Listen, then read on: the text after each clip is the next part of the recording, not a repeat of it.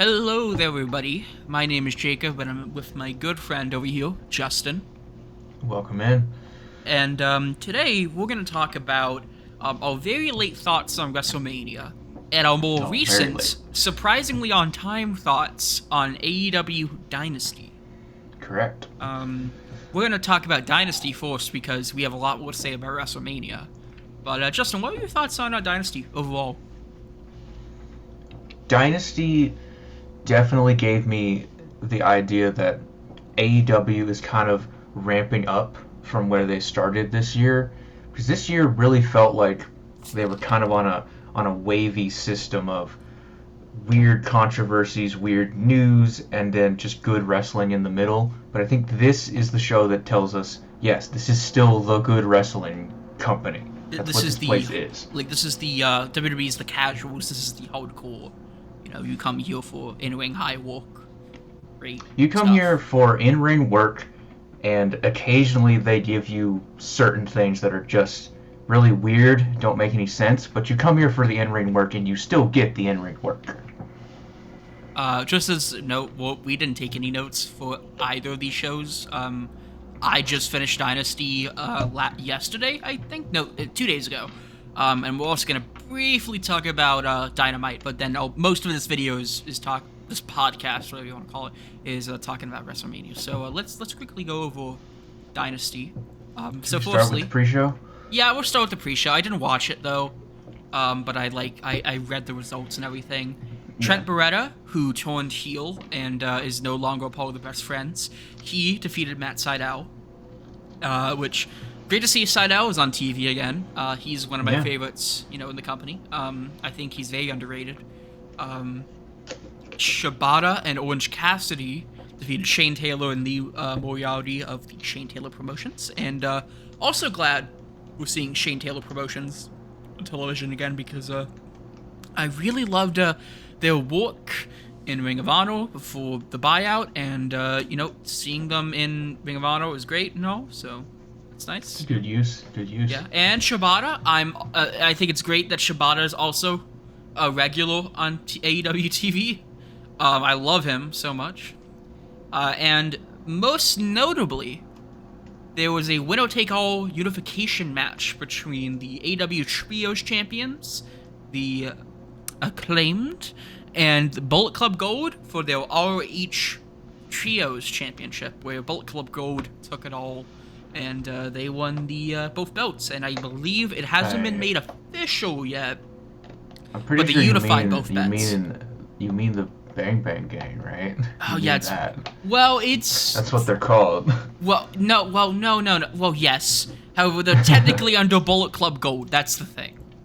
Because I'm on fucking Wikipedia right now. I'm looking at this. I use Wikipedia as my goddamn results thing, and it lists Bullet Club Gold. All right.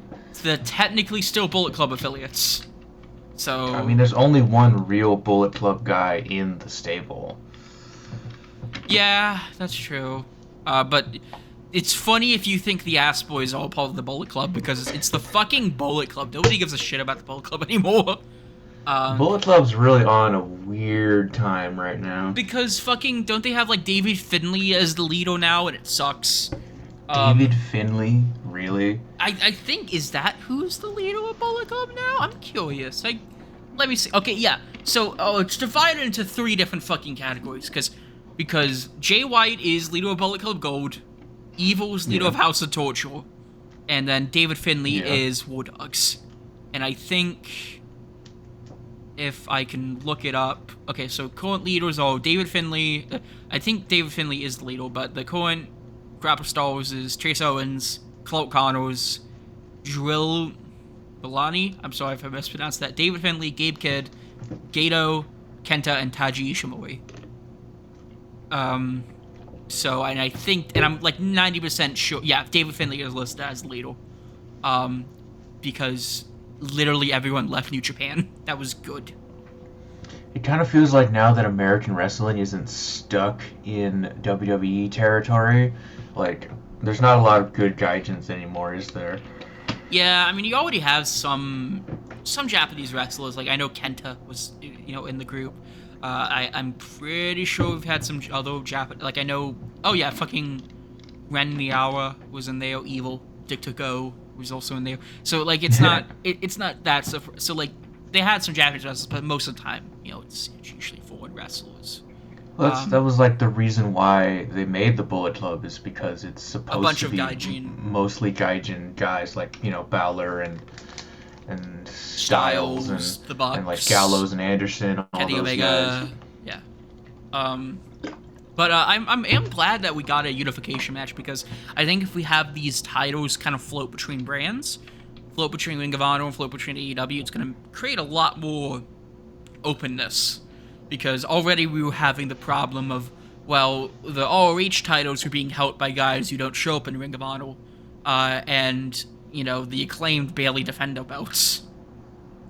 So like, when was the last time they defended the belts? I'm curious.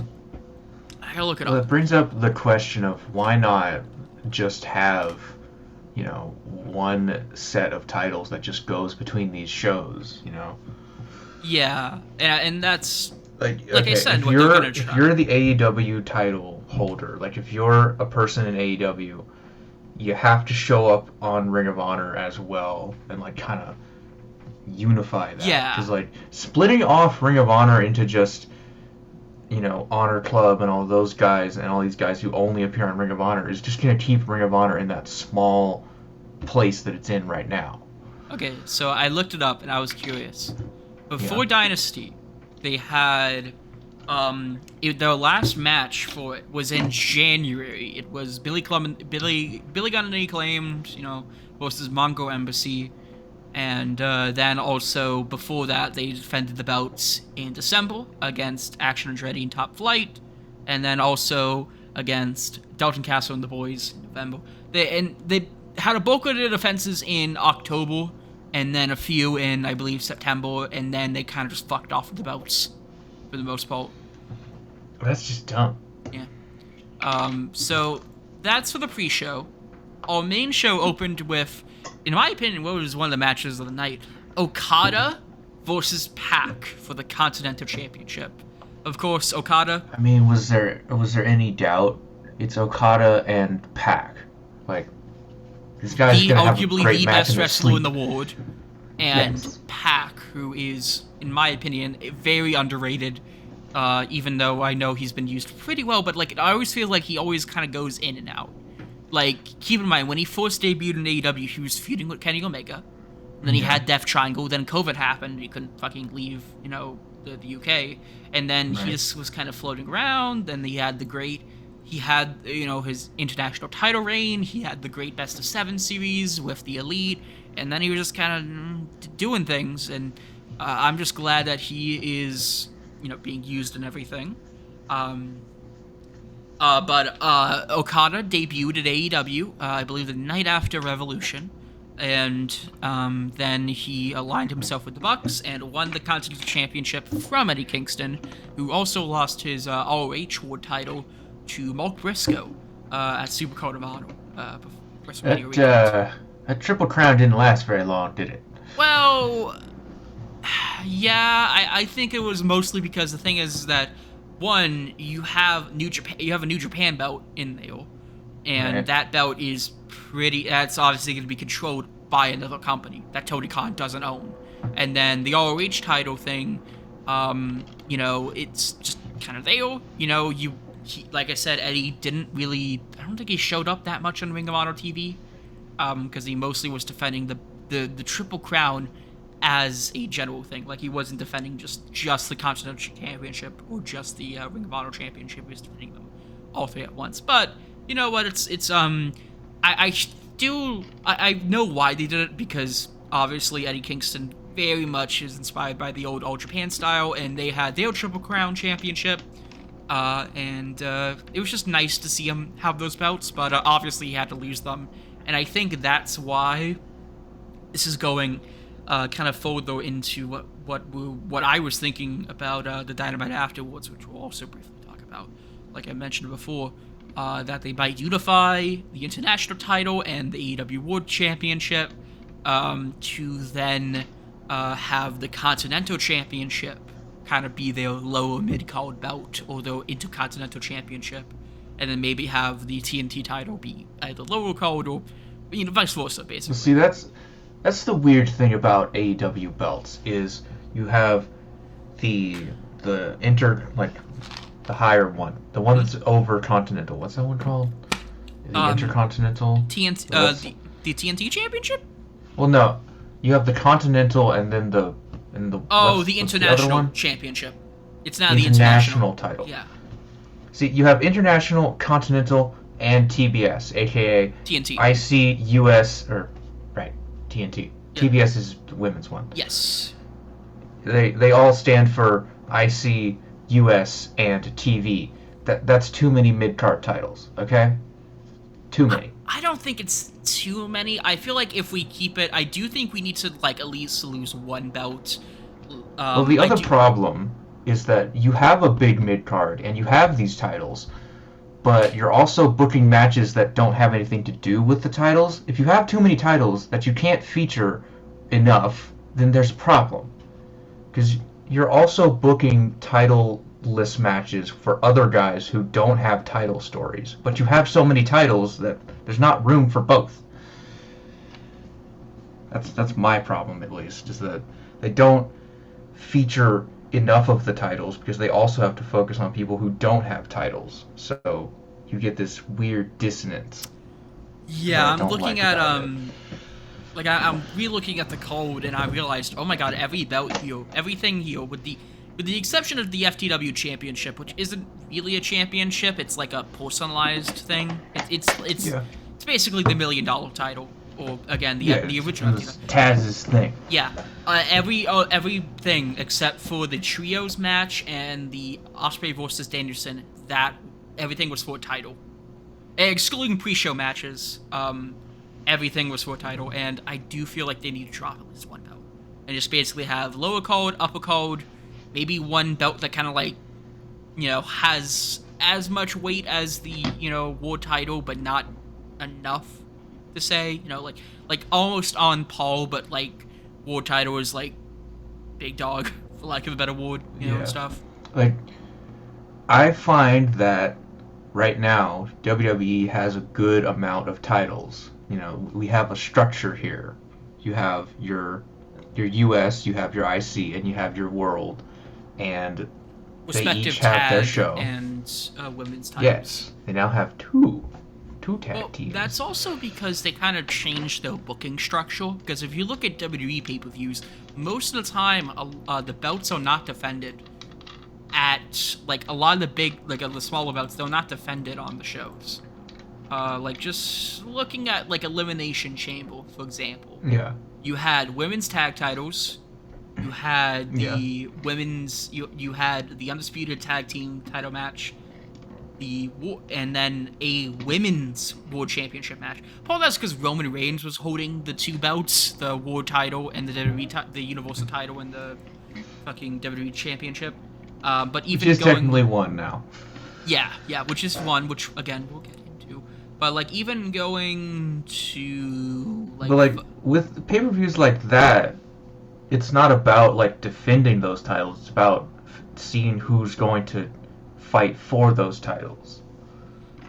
So we did get a world title match at the last Elimination Chamber. Right, but wasn't it what was... It was Sammy and Roman in Canada. Right, okay, yeah, that's true. But, like I said... And then you had the Elimination Chamber in 2019, where Daniel had to defend it in the chamber. Yes.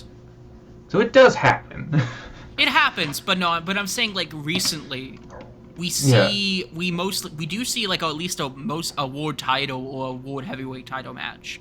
But for smaller titles, IC United States, that's mostly kept to TV. There's a lot more IC and title US title matches on TV. Though in certain pay-per-views you do have Gunther used to defend it a lot more than the average IC title. Yeah, I feel because I wish they defended the belts on pay-per-view, but also I get why, because you want to have people watch the television product. So why not just have these title matches as kind of a regular thing? But also, I feel like it would be better if they also defend them at, like, the shows. Because, like, you know, you want...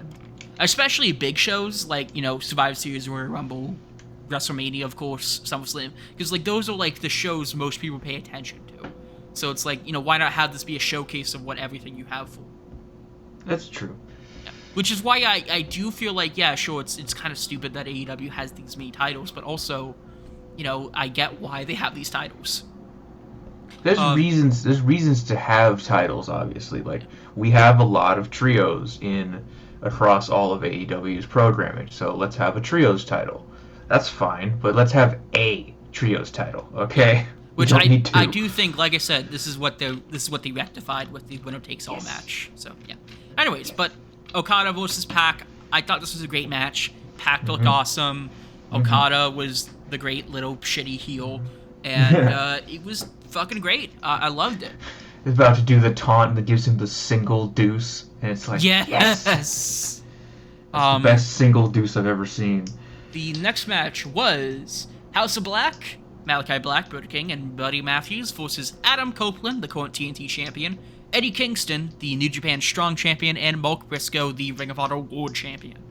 This was a perfectly fine match, and that was it. It was just fine. It was fine. It wasn't anything special. It makes sense because I know fucking Mark Briscoe was feuding with House of Black for a while, and then Adam Copeland started feuding with House of Black, and Eddie Kingston was his buddies with Mark and everything, so it makes sense. But I thought it was kind of filler, in my opinion. But it's enjoyable. Where did Edge come into this, by the way? How did he get here? Like, how did he get involved with House of Black? Yes. That's a good question. I'm gonna have to look it up.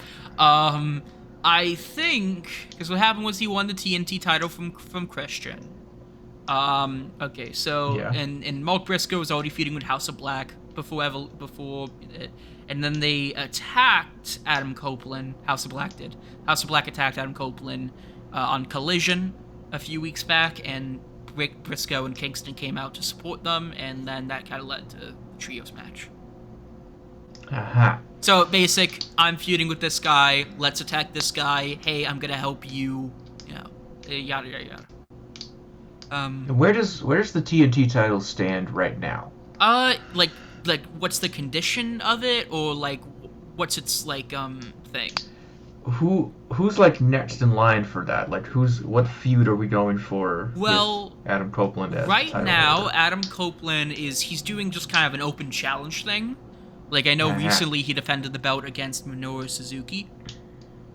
I know he defended the belt against Daniel Garcia. I think, if anything, we're probably going to have, like, I don't know, Orange Cassidy or somebody. Not Orange Cassidy. I don't know who's in line, honestly. But it's probably going to be, like, fucking Trent Beretta or somebody. I don't know. Chuck Taylor, maybe. Somebody that, you know, hasn't done something for a while. And, you know, you want to kind of like, this is the Warcross belt, basically, you know? You know, honestly, if I wanted to theory book a little bit, what if after Hook is done with the Jericho shit, challenges for the TNT title? Maybe unify the FTW championship and the TNT championship? Maybe. Because, like, I love well, granted, he can keep the FTW championship. He doesn't, because, like, that's his belt. Having the FTW title is just something fun to carry around at this point. Like, it's a personalization thing.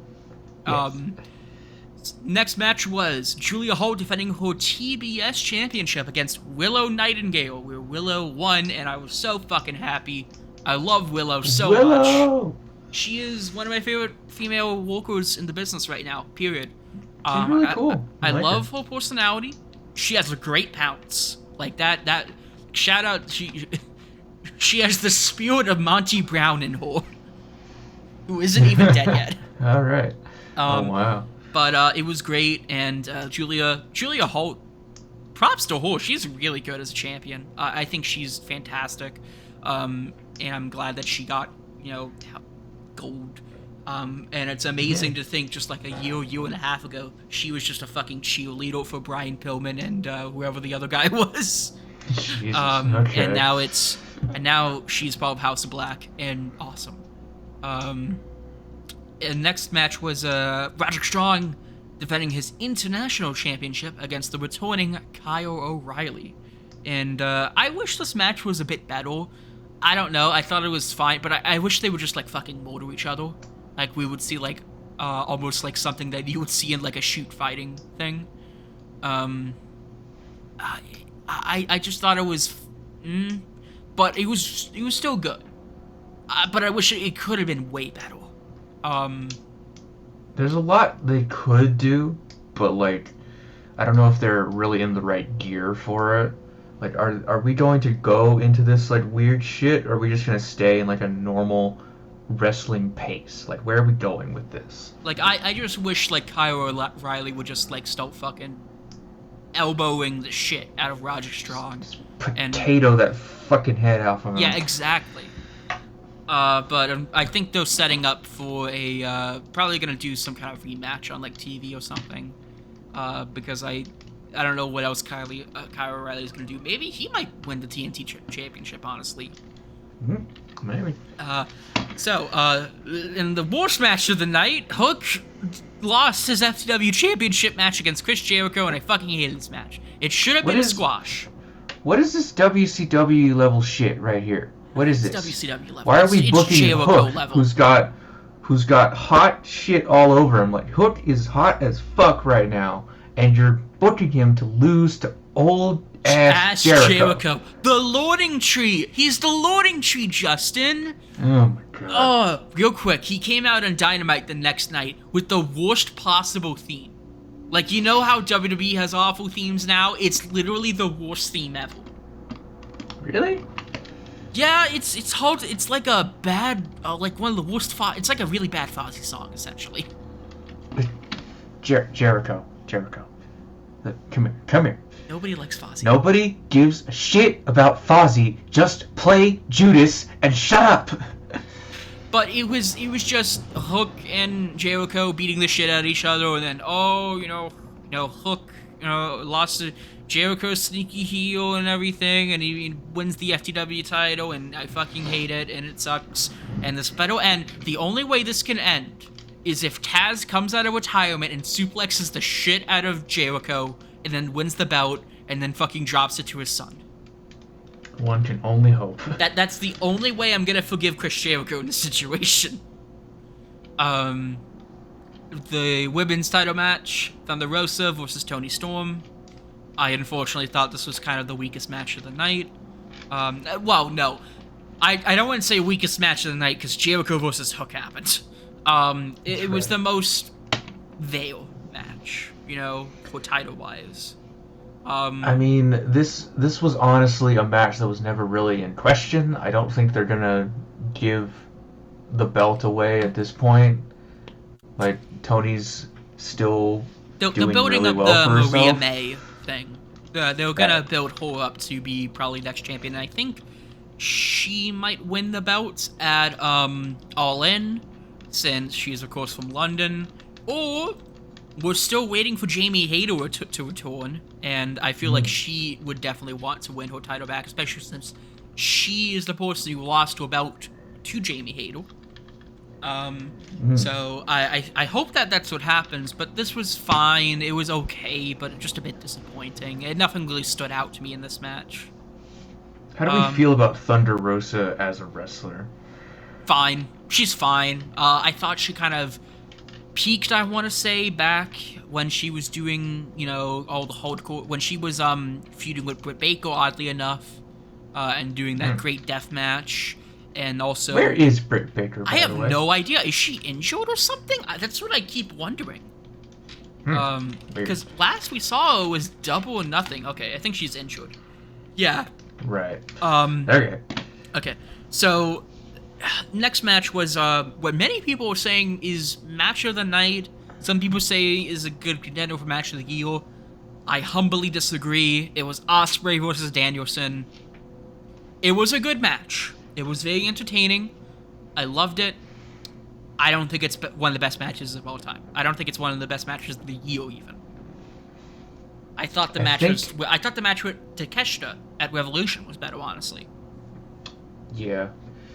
I feel like this is a building to something match. I'm not sure what it's building to, but it's building to something. This is definitely a middle of the story match for at least one of them. Well, I think it's gonna be like a thing in like Ospreay's rise to AEW World Champion, because like you can see this in the video package of him being like, I debuted against Takeshita and won. I had my second pay-per-view match against Bryan Danielson and won. You know, I won the AEW fucking international title and won, and then I'm gonna win the AEW whatever championship, the world championship at All In and win. I can see that happening. I can see this like being a stepping stone to putting over Ospreay, and I think a part of that was because we all know Bryan Danielson is gonna stop wrestling for a full-time career this year, and I believe October-ish he's gonna be a part-timer, and because he wants to be there for his daughter. And I think this is Man's earned it. Yeah, and this is him wanting to put over the next generation, and I can commend that for him, but I do not think this was one of the best matches. I think the biggest problem was Ospreay just doesn't sell as much as he should. Like, he just goes right into the next move, and, like, that's good for when you have a long period of offense, like the whole fighting spirit thing, but when it's just, you take a big move, barely sell it, and then hit your big move, it's like, what the hell? It ruins the feel of everything. It kind of feels like it wasn't slightly booked around like his strengths, because if you have too much of that kind of moment, it's like, okay, this isn't like hitting as hard as you think it would. You know, you're not quite fooling the audience here. Yeah. I will say though, I think people gave the shit for the ending. I liked the ending where it was where he hit the Tiger Driver 97. Yeah. And then Bryan has his seashore, and it's a walk, I should say. Thank God. We literally already had this exact same fucking controversy at Forbidden Door. It's not real. It's not real. It's a walk, you fuckers. But then Ospreay, he hits the hidden blade and pins him, and I thought that was a good ending. I thought that was nice, and it kind of sets up Ospreay as being a bit of a heel, even though he's kind of presented as a babyface, but he's still aligned with, like, Don Callis and folks. He's sliding into, like, that conflicted shit, isn't he? It's definitely going to lead to a babyface turn, and I feel like maybe Swerve might turn heel and align with Don Callis in the future. Could be interesting. Before we move on, Yes. You said something kind of funny to me where you were like, oh, the AEW whatever title, and I'm like, Orange Cassidy title run? Huh? Yeah, he just renames it the whatever title? Yeah, he like has it's like a cardboard championship. He defends it's like when Pinger's like appearing from whenever and wherever with the whatever title. Did you call Justin Roberts David Penzel? Fuck! God damn it. He works for TNA, Justin. He works for the other guys. I don't know my announcers. It's the Dapple Yapple Justin Roberts. There's fucking that's about JoJo in WWE. That's the person. And fucking TNA announcer David Penzel. I don't know, and Bobby Sinclair does Ring of Honor. Yeah. Anyways, next match. It is the tournament finals. FTR, who did they beat? I'm curious. They beat the Infantry, which that's Carlo Bravo and Captain Sean Dean, and Top Flight, and versus the Young Bucks, who beat the Best Friends for the to get their spot in the championship match. Oh, and also they beat Private Party. They are facing off in a ladder match for the AEW Tag Team Championships. God, I'm conflicted. It's a Young Bucks FTR match. Look, I looked it up, and I thought that Bucks and FTR had way too many matches, but they only had like a handful. Like, I know they had their like 3 set of matches, and they had some multi-mans and battle royales and stuff. But I'm just so tired of seeing FTR as like tag team champions and Bucks fighting for the titles. I don't think the Bucks are terrible as World Tag Team Champions. I think they're pretty good, but I wish you have so many other people. You have Private Party, you have Best Friends who are broken up now. You have fucking you have Top Flight. You have fucking all these people, and it's like, why keep the same people? Come on. I mean, that's the combo of problems that I have with this. The first one is they've only booked this a couple of times, but it's still already stale, because if you give us the same shit even like twice, and it's like it doesn't feel different enough, you're not going to really think it's like, oh yeah, keep doing this. No, you're gonna feel like it's been forever and they keep doing it. It's like, ugh. But the second part is that Young Bucks and FTR have already been champions. Elevate somebody else, okay? You don't need multiple title reigns constantly.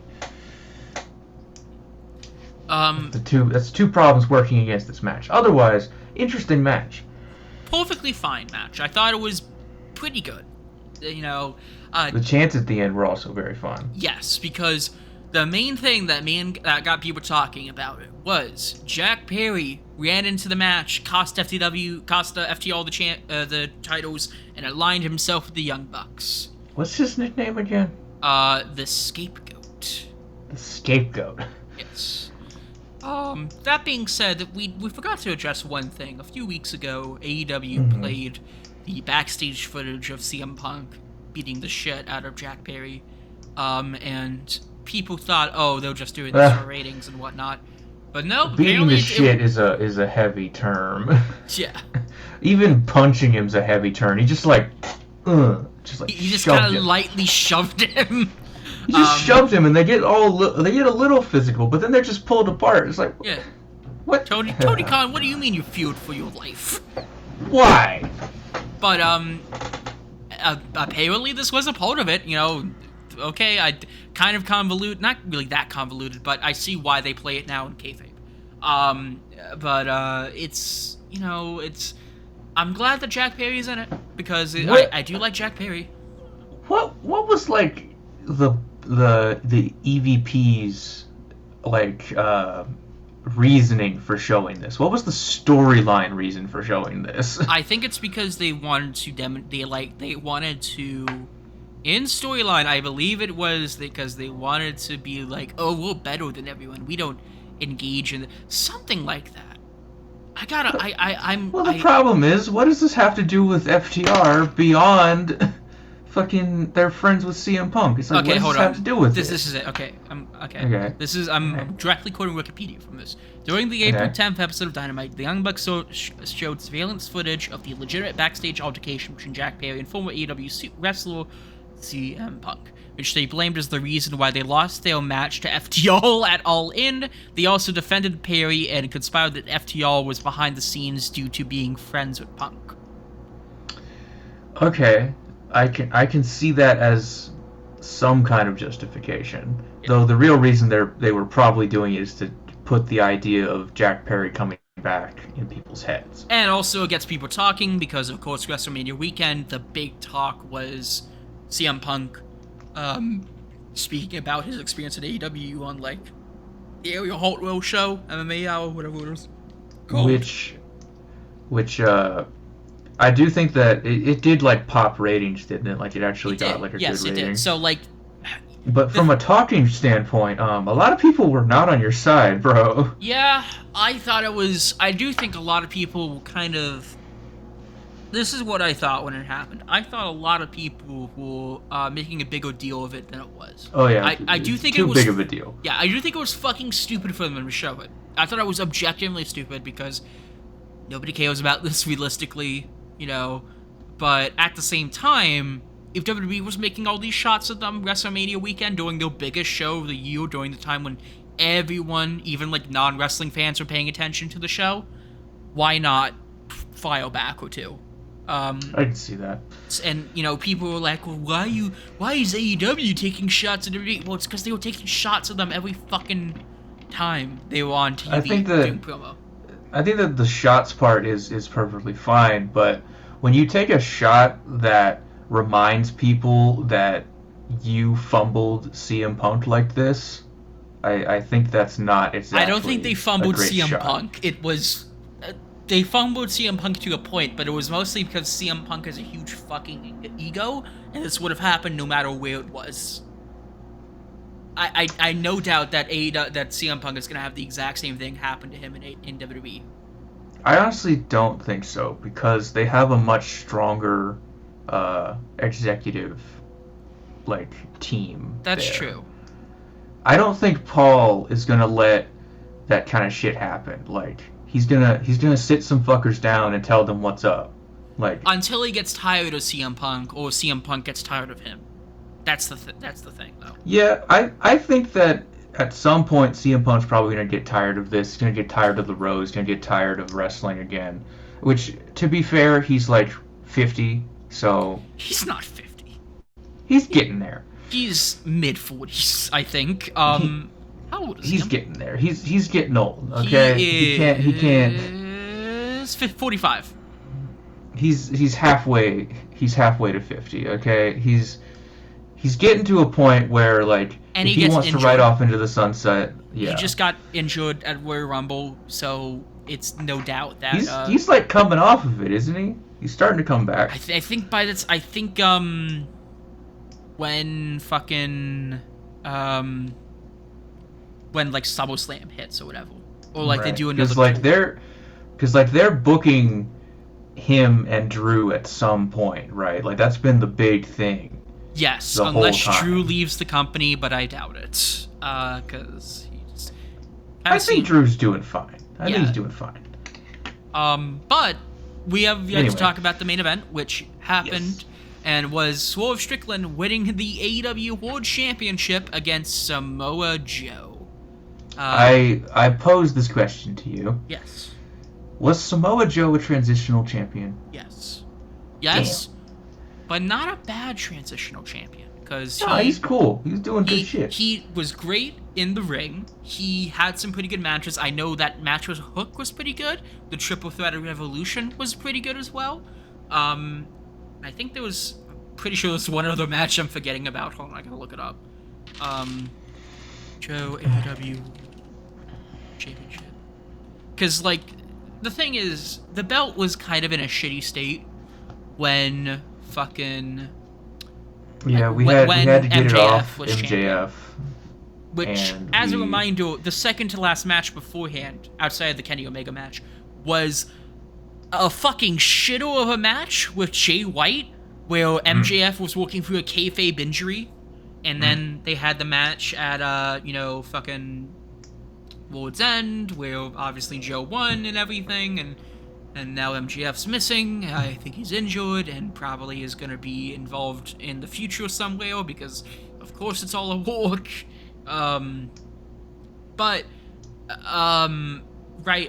had a match against Hook, Triple Threat Evolution. It also apparently defeated Wardlow and Samoa Joe. I honestly forgot he defended against Wardlow. I mean, who remembers anything about a Wardlow match? Which sucks because it's Wardlow. I used to love him so much, and then he just kind of does nothing. Yeah. Yeah. But, okay, so it was, I'm so happy Swerve won because he's awesome, he's a great talent, and shout out to his entrance where not only had the Black Panther fit, but he also had the Jimmy Rave fucking coat thing, who's original member of the Mongol, of the embassy. And also Prince Nana, who I'm just very happy gets to show up on national television and do what he's been doing. He's legitimately so good. I thought this match was pretty good. Swerve was a great babyface and heel, and it's just awesome to see him win the title, Yeah. So, I thought Revolution was just okay overall, pretty good, a solid show, but I definitely feel like this is what the direction of all company is going to be going forward, kind of thing. Like, Revolution was the end of an era, so to speak, and this was the start of a new era. And that can also be seen with, like, the way AEW is presenting its show on Dynamite, the way that the current crop of talent that's being shown up, because we're starting to see, like, of course, some talent make less and less appearances, like Kenny Omega. He's getting up there in years, and he's also getting injury prone, and then obviously Bryan Danielson is retiring. And yet, Jericho. Just to quickly recap some stuff about Dynamite. It's good. They set up Mercedes Moné versus Willow Nightingale at Double or Nothing. They set up Will Ospreay versus Roderick Strong at Double or Nothing. Jack Perry attacked Tony Khan after he reinstated him, and then Okada, Bucks, and Jack Perry all did a beatdown on Tony Khan. And at the end of the show, the whole AEW roster went together and tried to help Tony Khan, including Shad Khan, which is really funny to see that happen. Really? Yes. And also, Jericho appeared with the worst theme, did a shitty promo, and Big Bill came out and was like, I want to learn under you. Because, of course, we have to make this another fucking faction. How many factions has Jericho had in this goddamn company? Inner Circle, Jericho Appreciation Society, and this one. He's had three fucking factions. Why? Too many factions, man. Is it because he always needs a stable to carry him? I think it's because he always needs a stable to carry him. I'm like 90% sure it's that. So, now let's talk about WrestleMania, which WrestleMania. We're late to the party on this, but it's whatever. It's the beginning of another era. So, what were your thoughts overall on WrestleMania? Overall, this WrestleMania is like the most consistently fine and interesting WrestleMania, and it has so many moments that just remind me that WWE is coming back towards actually good storytelling, good wrestling, and trying. I thought it was pretty good. And thus is the beauty of having competition. Yes. I thought it was pretty good. None of the matches there was at least two matches I didn't care for, namely both 6-man tags at the show. I thought the 6-man tag and the tag team where it was Rey and Andrade versus Santos Escobar and Dom. Right. Those honestly were both kind of not what anyone really cared about. The tag team titles still aren't like important in WWE, so they kind of just fit into that match, and the choices were interesting. But let's go down this match by match. So, yes. Kicking off night one, it was Rhea Ripley defending her belt against Becky Lynch, and what I thought was a perfectly fine match. Amazing. Fucking good match, though. Good match. Really good match. Really cool to see how people can just work through like certain problems they're having and still deliver. Yeah, Becky had didn't she have 180 fever or something? Yeah, she was high up on a fever, and Rhea was having like panic attacks beforehand. Oh yeah. Like she was having problems too. But they both went in, they had a good ass match. The aftermath is fucking killing me. Yeah. But well, let's just address fine. it now. Rhea got injured during a backstage segment, and then they had a battle royale on Raw, and Becky Lynch won. A lot of people were saying it's Becky Hogan. Are you telling me this couldn't have waited until fucking Backlash? Are you telling me that? They could have had a mini tournament going on or something. Something that isn't just battle royal. Becky Lynch wins. Bye. Well, I thought the match was fine. I thought the Rhea Ripley looked really good here. Becky Lynch was also pretty good. And, it was just a solid opener overall. Yeah. It's good to see a women's match not just being a piss break. Always fun. Which I feel like WWE has gotten significantly better at doing. Oh, yeah. Yes.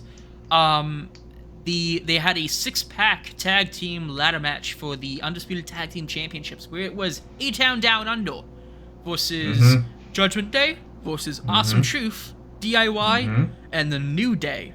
And also New Catch Republic.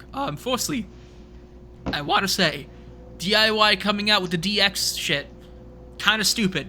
Not because R-Truth kept calling Ciampa Triple H. I thought that was funny-ish, but because it's mostly a problem I had with all of this fucking show, the Triple H worship that we had. Like, did you notice that? Yeah, it kind of feels like the Paul Levesque era is very centered on one Paul Triple H Levesque. Yes. Like, he opened the show like, "Welcome to WrestleMania! Here I am! I don't wrestle! Look at me how cool I am! I'm still cool!" Is it as bad as some of the stuff McMahon did, though? In a way, I think it's worse. Because here's the thing. I mean, the walk through the backstage that everybody has to like stand and look somber while you go out to your limo. Well, that was a part of a storyline. that was a different thing. But Fighting no, it's God. I say it's worse here because Vince was at least entertaining, even if it was stupid. It was this is just look at how good Triple H is. And this kind of goes into the ending moments of the show where Cody grabs this is spoilers, but this is literally almost a month past at this point, where Cody grabs the mic and be like, "I want to thank two people." And you think he's going to thank, Dustin Rhodes, maybe his mother, maybe, the Young Bucks, I don't know. He thanks Bruce Prichard and Triple H. Well... Yeah, thank the two people who didn't help you at all, who in storyline and who just were kind of watching everything go down. Why thank them? Well, technically in storyline, Triple H helped like once, didn't he? Did he? He did some backstage stuff with like The Rock. Oh yeah, he did technically book this match. Yes. But still. He was on his side, but still, it's stupid. I don't like it. Anyways, also, shout out to the New Day for having Apollo Creed gear. Yeah. Yeah, because of fucking Austin Consequences Creed, everybody. And Kofi Kingston was dressed as Apollo Creed from, I think, Rocky 2, I want to say, or Rocky 1. Either way, it got a pop out of my dad, who was a big Rocky fan. But this match was also pretty good. Standard ladder match shenanigans. I thought New Catch Republic in particular looked really good here. Very glad that Pete Dunne and Tyler Bate are back together doing tag stuff.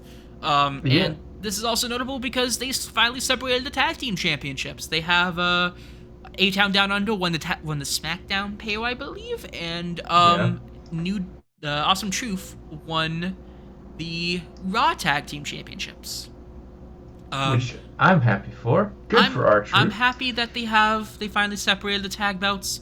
I do not like the look of the Raw championships, but I do really like the look of the SmackDown ones. So SmackDown ones are kind of a throwback to the 90s design. It definitely confused me, like, why... So we're keeping the circle for one of the belts, but we're not keeping it for the other one. Yeah, because, it's weird. Like, all the Raw ones have to be in line with the heavyweight title, which looks I'm sure everyone just loves. Oh yes, please, more World Heavyweight title stuff. One notable thing happened in this match was when it was JD McDonald, Funko Head motherfucker, interfered and seemingly cost the match for everyone else and secured Judgment Day to retain the belts, but nope. What happened was he got shit kicked out of him, and what happened was, if you remember, Damian Priest, I think The Miz, they were fighting on a ladder, and that you can tell that ladder was going out. Oh yeah, that leg was fucked. Yeah, and they had to like abort it, and also you can see R-Truth on the hold cam just waiting for his cue. Like, you can see him just looking like, I gotta do it. And then he has to wait for Finn Balor to climb up to the ladder, and then he runs in and throws him off the ladder, and he misses the table. The only reason that gets a pass is because it's R-Truth. Yes. It And could then have they all win. been on Yeah. purpose. But I thought this was good. I thought the match before it was better. This was a spot fest, and everything. Yeah. And the next match was, I feel bad for saying this, but I felt like it was kind of forgettable at the ending. It was Rey Mysterio and Andrade versus Santos Escobar and Dirty Dominic Mysterio. I mean, the sad part here is that it was supposed to be Dragon Lee. Yes, it was supposed to be Dragon Lee. It's like, damn it! Yeah, but I think he got injured or something happened where he just couldn't walk. But it was just a kind of a nothing match, They did normal lucha things, and then they did a good lucha thing for a little bit. They did good, and then the who was it that came out? It was like it was guys from the Phillies, right? It was fucking Jason Kels and Lane Johnson. Yes, a couple of sports guys. Yes. And then we have the worst match of the fucking 2-night event. Yeah. It's Jimmy Uso versus Jey Uso. The saddest part is you want it to be so good. You want it to be good not. because, like, they've been building this up for, like, what, a year? They've been building a fight between Usos since, like, the Bloodline story started. You have to wonder, when was either Jimmy or Jay going to fight each other? And it's like, we finally get it after so many years. And it's like 50 different super kicks at once. It's like, it's literally just a super kick party. Super kick fest, and then a bunch of finishers, and then Jay wins, because obviously he's going to fucking win. It's not good. It's like, it's so boring. It was 11 minutes, but let me tell you this. This is when the edible kicked in I took, and it felt like fucking 30. Jesus. Thankfully, the next match was pretty good. It was Jade Cargill making her, I don't think it was her WWE debut, but it was her pay-per-view debut. It was Bianca Belair and she made her debut at the Rumble. Yes, she did, right. So I wasn't actually a pay-per-view debut. And versus Damage Control, Dakota Kai, Asuka, and Kairi Sane. It was a short 8-minute match where the babyface team looked pretty good, and so did the Damage Control, and then it ended with Jade Cargill getting the win. Perfectly fine match. Like, it was a good showcase match. Yes. Yes. What are your thoughts on Jade Cargill now that she's in WWE? Because weren't she I'm really big on enjoying... her in AEW when she debuted there? She has a lot of interesting things, and I enjoyed like what she did in AEW, but I do think that she is allowed to do more here because there's always the potential for good women's matches in WWE because they have that better emphasis, and it's like, wow, a women's match that's not for a title on a pay-per-view? Where's that, AEW? Yeah. Where is it? When was the last time they had that? Like a really good women's match? A good women's match that wasn't for a title. When was the last time they had that? Oh, God. Well, I know on fucking... I from what I've heard, on Collision and Rampage, they do some really good Joshi stuff. But, like, in terms of pay-per-view, genuinely not sure. Because, like, that's the other problem with having so many titles, is you have all these titles, you have all the guys doing their own thing, and then the women have their titles, but where does that leave more women for? Yeah, the women only have those two, and they're contributing to the amount of titles, and then the guys get their own stuff without the titles, but where does the women's stuff without the titles fit into that? That's the last piece over here.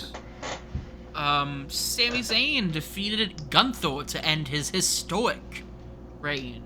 And what I thought was a well done, well done. Pretty damn good match. A lot of people were saying this is match of the night, and I don't blame them, honestly. I thought this was the match of the night. I can agree with it, especially on night one. Like, this was probably one of the best matches, even. And I love the story. Power of friendship, goofy as all hell, but like it works with Sami Zayn, who to put this in perspective, I think Sami Zayn is a great person to put the IC title belt on, because not only is he a really great workhorse, but also he is just a good person to showcase on TV to give people an idea of what to expect in the company. And also, to put this in perspective, my friend who just got into wrestling because he watched, like, clips of the main event of Night 2, and then he's been watching, like, clips of WWE and stuff, and he said, like, to me, hey, I'm kind of into wrestling now. He said he really likes Sami Zayn in particular. And, like, yeah, you know, I can see why. But it's a great match. He's a great, like, believable, real Babyface. dude who just exudes babyface energy, and And it just can be has a that great heel as perfect. well, too. Oh, yeah. Yeah. I mean, I think he's better as a babyface, of course, but, like, as a heel, he can also be pretty damn fine, you know? And also, fucking awesome that they had him do the brain buster. Like, that was the best part of this match, him doing the brain buster. Very good. And Michael Cole commenting on that. And then we had Bloodline, The Rock and Roman Reigns taking on Cody Rhodes and Seth Rollins in a Bloodline Rules match. Well, no, it wasn't. I think it was like a no-holds-barred match. I don't know if it was it's actually. no holds barred, and then if Cody loses the match afterwards, Bloodline rules. Yes. Which But if Cody he did wins, lose. Bloodline banned from ringside, which didn't happen because Bloodline, Which, of course. why would they do that? Yeah. That would be such a boring main event. Yeah, if it was just a Terrible. straight up, yeah. And you know, even if that would happen, the fucking Bloodline would interfere, because as we've seen before, the Bloodline could just do whatever, and management won't give a shit. It's tribal combat. Oh, hey, hi, Jimmy Uso, what are you doing here? Yeah. I I thought Rock was good heel. He did good for what he could do. He's like in his, he's like in his 60s, right? That's Roman's Wikipedia page. He is 51 actually. Man's 51. Yes. And to be fair, The Rock was never a ring general to begin with, so... I thought his peak was feuding with Triple H in 97, 98, honestly. Which, yeah, and at that time, you didn't have to be a fucking moonsault doer to fucking be the best. Yeah. And it was like, yeah, this is good storytelling, good hard-hitting semi-wrestling. Yeah, and it works. Nice, you know, hardcore spots and everything. Pretty good wrestling. Roman spews Rock by the end of it and everything. Are you walking there? Hold on. And then The Rock gets the victory. Yeah, he does. And I'm very glad that Rock didn't do that much where I felt like he was gonna break his fucking ankle or something. He didn't like do too much offense, and like the actual like fighting wasn't as crazy because obviously they're saving it for the main event. But Yeah. it's a good, competent match with a lot of interesting pieces, and it ends with the result everybody knew was going to happen, because they're not going to have like The Rock. First of all, The Rock lose in his actual match at a WrestleMania. Come on. Yeah. Yeah. I think it's I thought it was fine. Also, Roman spewing Rock was pretty good, and I know they're gonna use that to set up they're gonna set up a match SummerSlam with them against each other. And I'd be perfectly fine with that. Like, Yeah. have two part-timers in a non-main event match, need to stress that, non-main event match, where they can just go every once in a while and it works. Okay? Yes. Perfectly fine. Fucking next night, it is Drew Night McIntyre. 2. Yes, Drew McIntyre defeats Seth Rollins to win the World Heavyweight Championship in a For very 30 okay seconds. match. It was okay. You can tell Seth was injured and he really couldn't do that much, but he still tried his best. I can commend him for that. For sure. That's, like... Did you watch the Crown Jewel match? No, I don't watch the Saudi shows. Yeah, I had a feeling about that, because I don't remember if that one was any good. Yeah, but of course it only lasted for like 30 seconds because Damian Priest cashed in and Well, won first, after CM Punk beat his ass. Yes, because CM Punk was on commentary and cost him the thing, and that was really fucking funny. Like, objectively the funniest thing ever. And then it was the Pride versus the Final Testament in a shitty match where Bubba Ray Dudley was special guest because it's Philly and whatnot. EC Dub. If this was a match. Yeah. Like I can't.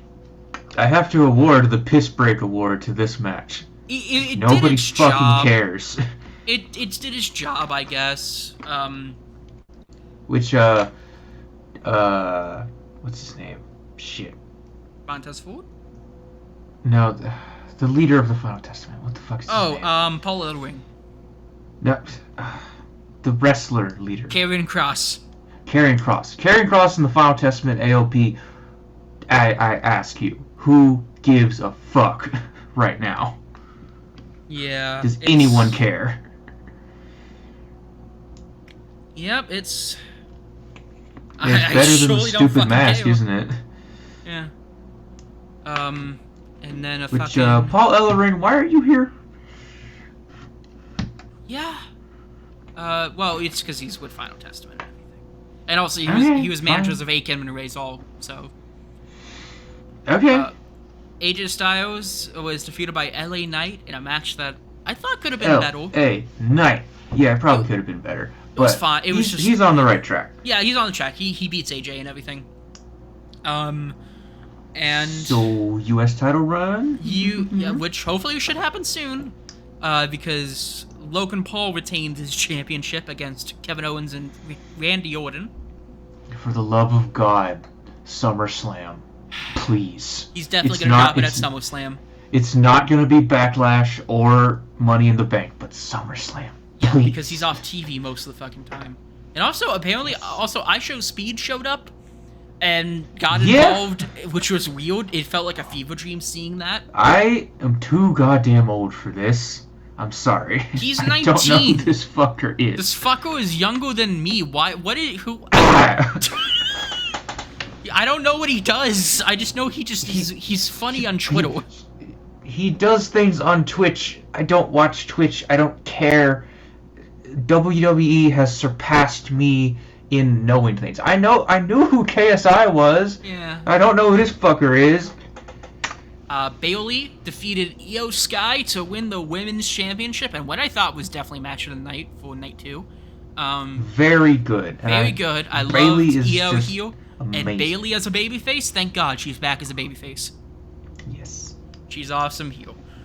And also finally, Roman Reigns defends against Cody Rhodes in a match that features like 15 different fucking run-ins. I will admit, I watched this with a friend, and he had already seen it, and some of the wording he used made me feel like, shit, is he not gonna lose the title? Crap, oh no. And then as the match is going on, I'm like, please, come on. Yes! Yeah. It's finally over! It's finally fucking over, and it felt so good to see that happen. I do feel like it was a bit too overbooked for my liking, but also it's a Cody Rhodes match. It's gonna be overbooked, so... Yeah. And, like, the Undertaker thing... Yeah, really? Where he just comes out and he's very sad and he just doesn't he's not even Biker Taker. He's just Clothes Taker. He's just Mark Calloway. He's just Mark. John Cena comes out. He's just Mark from down the road. Cena comes out John Cena, and does the AA to Solo Sikoa. Fucking goddamn Seth Rollins comes out in the Shield gear, gets shit canned immediately, and that's what sets up Cody for the win. Now, I was not the only one here. The Shield's music hit. You thought Moxley was gonna come out?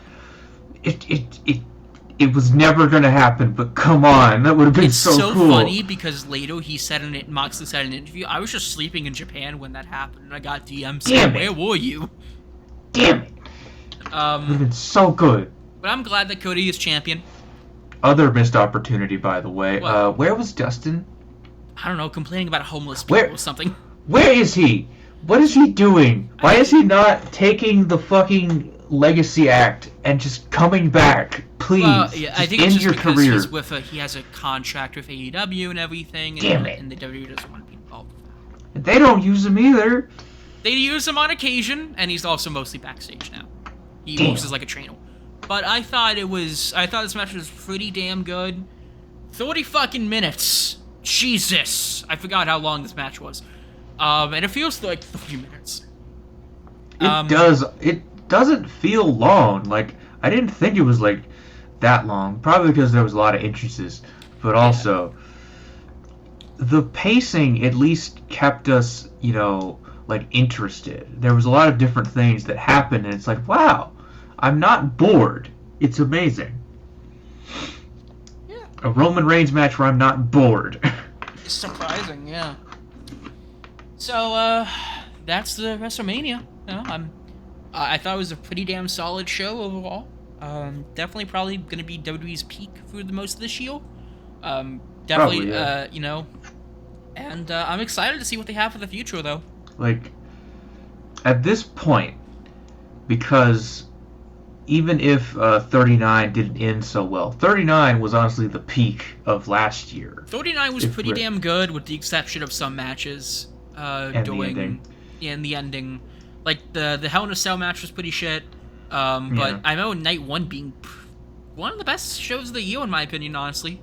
Yeah, Night 1 had really good shit. And outside of the fucking... I forgot when they used Ostrich Death Camp footage. Huh? Remember during the Rey Mysterio Dominic Mysterio match, they had a hype package and they used fucking Nazi camps footage in the hype package without realizing that it was that, which is just insane. Oh, okay, I get it. Yeah. So they were using like stock footage of air quotes prisons. Yes. But didn't for realize Dominic. it was prisons. Guys, come on. It takes 2 seconds.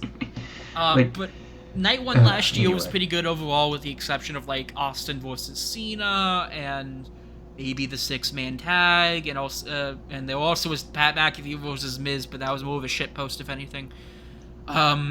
Yeah, like this pay-per-view definitely also had a lot less of the annoying shit. Yeah, because it only had like 4 or 5 matches per card. Yeah. Yeah. But yeah, I thought overall the show was pretty good, and I think both companies are in good enough states to healthily compete with each other. For sure. And I just hope that from here to, I guess, Survivor Series, because we're probably not going to do a TLC or something. From here to Survivor Series, we just have to keep that momentum going. And I think with a champion that's actually fucking there, we can probably have that. Yep, and it's not going to be fucking annoying. Yeah. He's not going to have, like, 5 matches a year. Anyways, so that was me, Jacob.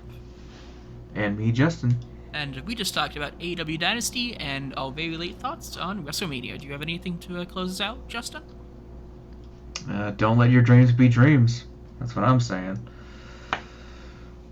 I don't have anything funny to say, so we'll just end it on that. Yeah.